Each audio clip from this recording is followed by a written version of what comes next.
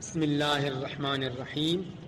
رسول اکرم صلی اللہ تعالی علیہ وسلم نے ارشاد فرمایا، کسی مسلمان کے لیے جائز نہیں کہ وہ کسی دوسرے مسلمان کی طرف یا اس کے بارے میں اس قسم کے اشارے کنایے سے کام لے جو اس کی دل آزاری کا باعث بنے، اور یہ بھی حلال نہیں کہ کوئی ایسی حرکت کی جائے جو کسی مسلمان کو ہراساں یا خوف زدہ کرے۔ بحوالہ اتحاف سعادت المتقین۔ بسم اللہ الرحمن الرحیم۔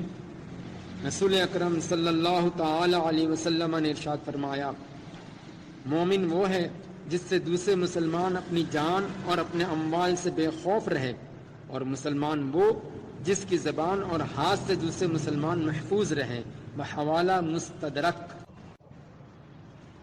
بسم اللہ الرحمن الرحیم۔